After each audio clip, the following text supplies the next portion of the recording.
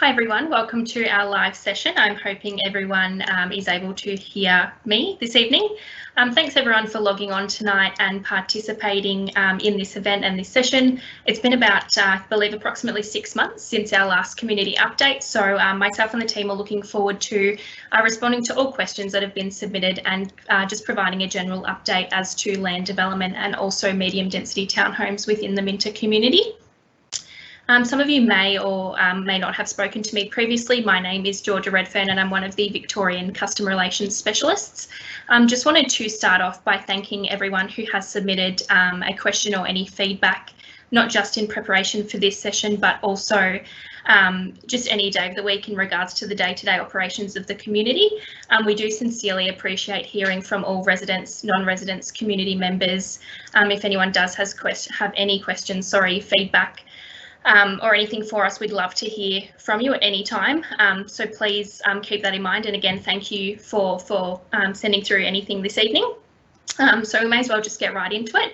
And I'll hand over to Summer, the Development Manager, just to give an update on the community and what's coming up for 2021. Hi everyone, and thanks Georgia for that. So there's been a lot happening at Minta since our last community event, which I may have met a few of you at some time ago. Unfortunately, we haven't been able to see each other in person for some time, but we're hoping that that will change in the coming weeks and months, and I'll talk to that in a little bit. So you would have seen the progress of our development through the drone footage that we released to you guys, and another is due to be released soon. So you'll see that there is an abundance of works going on and heaps of houses coming up, which is great to see. In terms of sales, we are still going very strong at Minta. There's been over 600 sales that we've made to date on this project, which is nearly 40% of the project. And we're moving into some future stages now and about to release from stage 18. So in terms of settlements, we've actually settled nearly 25% of the entire project, which is a huge milestone for us. We've completed stages up to stage 8, and you'll see that most of these homes have either started or complete in these stages. Stage 15 has finished civil construction, and we're just awaiting the authority compliances ahead of us releasing that to the Land Titles Office and getting registration towards the back end of this month. So settlements to occur most likely next month. Stage 17 is well underway, and that's due to title in about May. And then stage 18 will follow. That is about to start construction, and we expect titles for that one between August and October this year. Along with the stages at Minta, there's a heap of infrastructure that we're either planning or constructing at the moment. So you would have seen that the park on the hilltop, Fantasy Park, is underway. We actually split this park into 2 phases so that we could ensure that there was an early delivery of part of it to you guys. So phase 1 is underway, as I said before. It's probably about 6 to 8 weeks away from completion of an area of that, and we expect to open that to the public when we open the display village in stage 1 around April.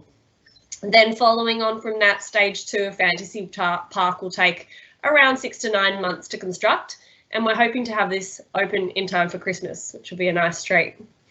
The park next to go is in stage 15, and that will likely commence construction later this month, and we're expected to complete that towards the middle of the year. So it's actually a shorter time frame than the construction of the Fantasy Park because it's a bit smaller. The design of this park includes a skate park, a full-size basketball court, a caged futsal, small playground, and hit-up wall for tennis play. So it's a real active area, and it will appeal to a lot of the older children in the area. But it still has some areas for the younger children to play. And there's a few questions that I'll answer shortly and talk to this park a little bit more for you as well. So the north-south arterial is another bit of infrastructure that I'm sure you've heard about and have been asking questions, but that will ultimately connect to the Monash Freeway to the north. That's under design and approval phase at the moment, and Stockland are hoping to commence construction of this section that extends to the top of Minta by the middle of the year, but we'll keep you updated on that. So I'm going to move to a bit of a question and answer phase of this community update. So we have had a few questions that were delivered to us recently, and I'm just going to read them out and then give some answers as we go. So one of the questions was, with COVID normal re-establishing, what is the plan for in-person events like stage walkthroughs, meet and greets, neighbourhood updates, etc.? So we've always loved delivering community events for residents, so it's been rather disappointing this past 6-12 months that we haven't been able to do so due to the circumstances with COVID. In line with easing government restrictions, we've now started discussions internally about what we can do and how we can recommence these types of events to bring the community together. Things can change very quickly, as we know and we've all seen, and therefore as part of these discussions, we're going to ensure we have a COVID safe plan, and these plans events have, a backup plan in case the restrictions do change suddenly.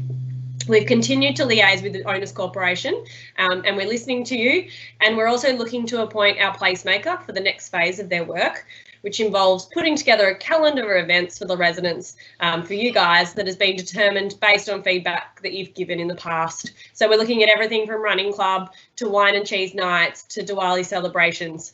All of this will be considered, and in future we'll be asking further to you guys about what you want to see.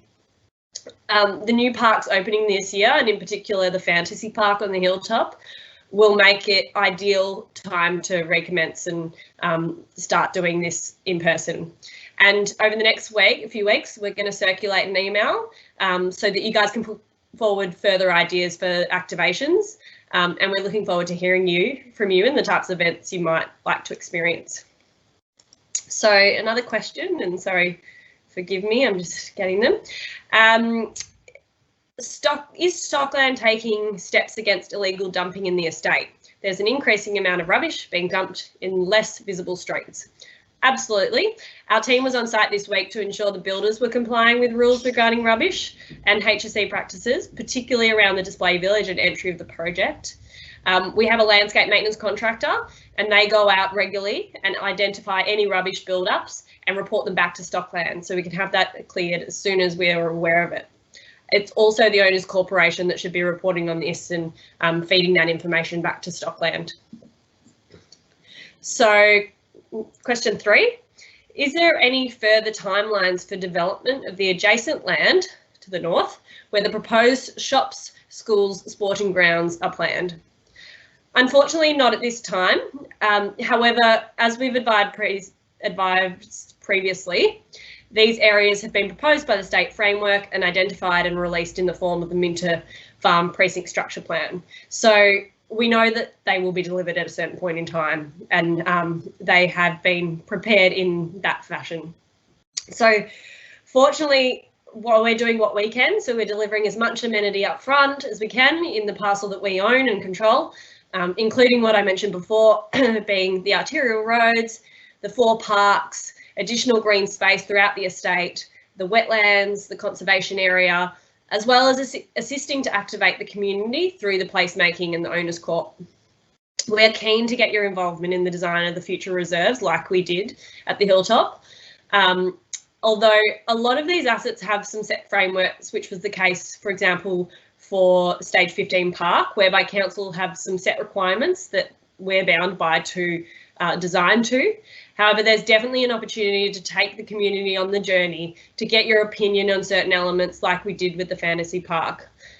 We've consulted with our landscape architect, and I even spoke to him today about this further, and he believes there's a lot of prospect for this when we're working through the design of the conservation area. So there'll be an abundance of artwork there that will look to tell the story of the space and the history of the land, and we'd love to hear, your feedback on how we can make that better. Question 4. Are there any plans for basketball or tennis courts to be constructed in the estate for older children, teenagers? As I mentioned earlier, Stage 15 Park, it's got a full-size basketball court with a caged futsal, a hit-up wall line marked for tennis, an older children's area, including monkey bars and equipment. This area is designed around more active play and will, as I said before, appeal to the older children whilst also providing play elements for those younger children. Question, are the estate guidelines being enforced? Yes, every house plan is being submitted to Stockland, so to our internal covenants team for review and approval before it is built.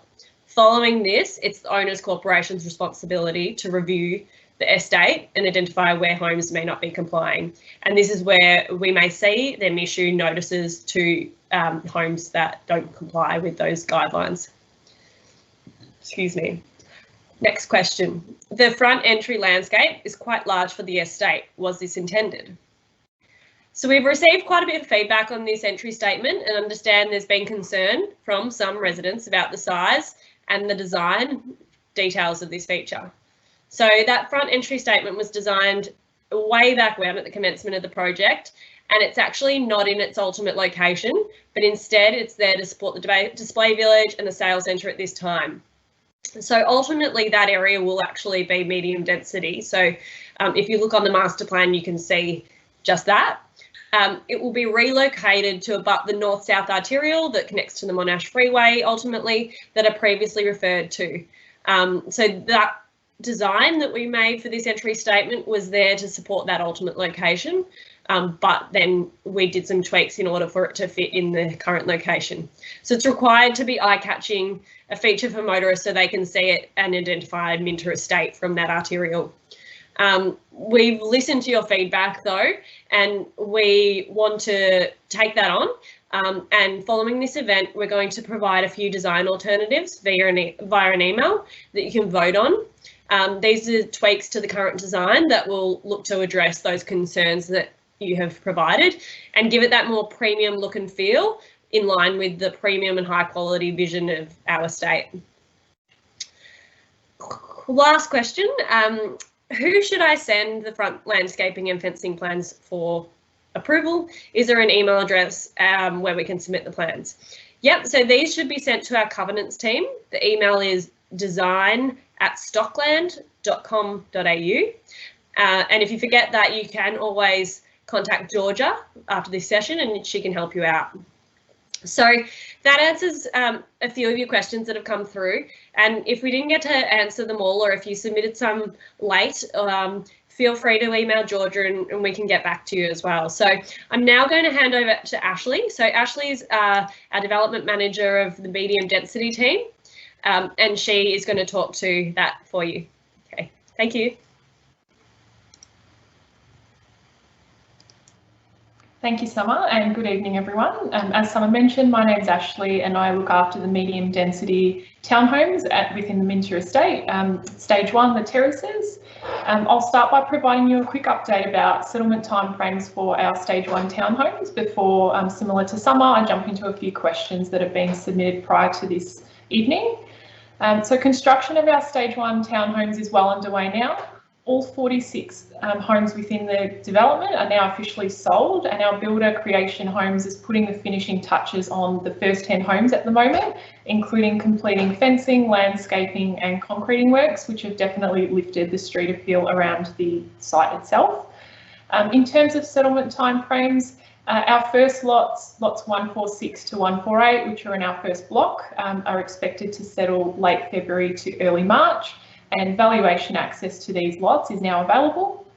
Our second block, lots 108 to 111 and lots 143 to 145, similarly expected to settle late February to early March, and valuation access is also now available.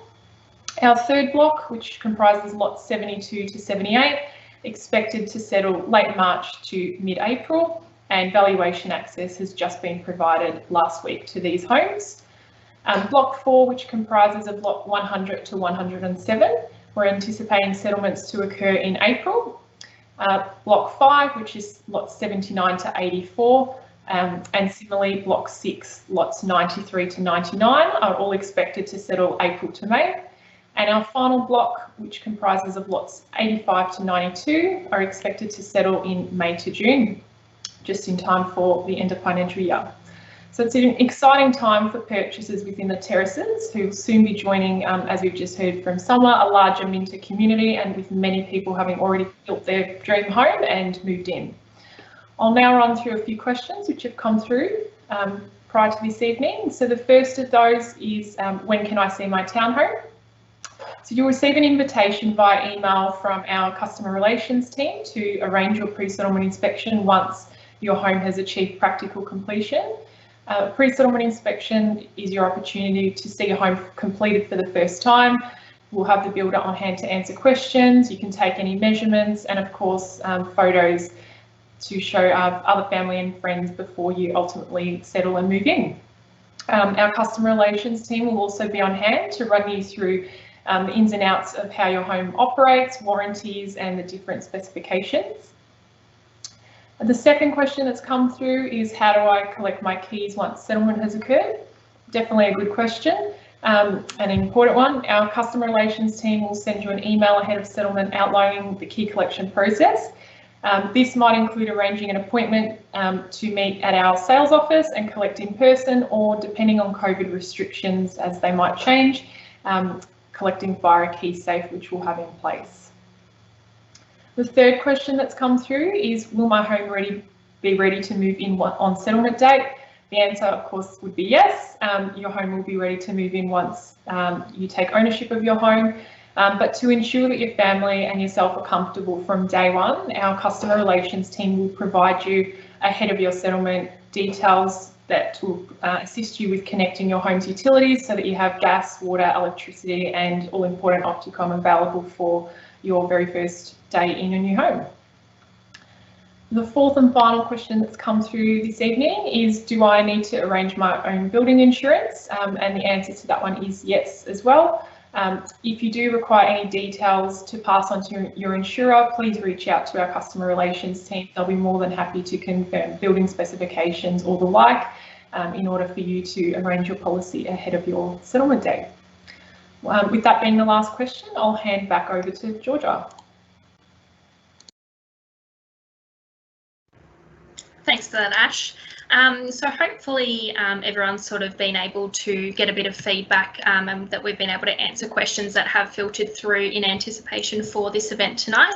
Would just like to extend a thank you again to everyone who has taken their evening to join us.